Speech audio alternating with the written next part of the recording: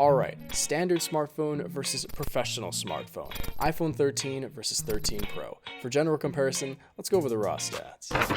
For pricing, iPhone 13 starts at $800, while the 13 Pro starts at $1,000. In terms of form factor, both phones share the same exact sizes but differ in their displays. The iPhone 13 Pro has Apple's ProMotion technology, or 120Hz refresh rate. Essentially, that means you get a phone that looks almost twice as fast as the iPhone 13 if your eyes can see the difference. And the refresh rate is automatically adjusted, leading to, allegedly, better battery life. Speaking of which, both phones have incredible battery lives, but the iPhone 13 Pro edges out the standard by about an hour. For internal specs, both phones come with the A15 Bionic chip, which is lightning fast and one of the best processors out there so far. The 13 Pro does have a little more RAM and a slightly better GPU, but those are negligible upgrades. And lastly, for cameras, the 13 comes with a standard wide camera and an ultra wide. The 13 Pro kicks that up a notch by adding a telephoto lens, which results in better zoom-in photos. And the 13 Pro also has a LiDAR scanner for 3D imaging. Both phones also have different colors, but I don't think that should be too big of a factor.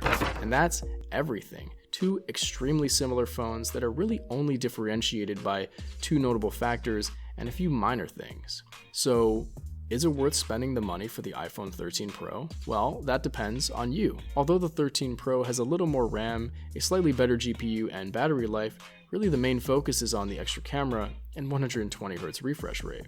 So are you a professional or someone who needs a better camera or faster looking phone? Or do you just want an iPhone to be used for typical day-to-day activities, such as scrolling through YouTube and TikTok, texting, or posting on Instagram? This is important to consider because you're paying an extra $200 for something that you might not even benefit from. Even a photographer probably won't be using the extra telephoto lens that comes with the 13 Pro just to zoom in a little. And I would extend that theory to a normal person as well. It's nice to be able to zoom in on your camera and get some good clarity on short distances, but how often will you be doing that? Additionally, the 120Hz refresh rate is cool, but is it $200 worth of cool? Because of these reasons, for most people, I would recommend getting the iPhone 13. It really has everything you need at a reasonable price. But if you want the latest and greatest tech or the clout with having the pricey iPhone with 120Hz refresh rate and a nicer camera, get the iPhone 13 Pro.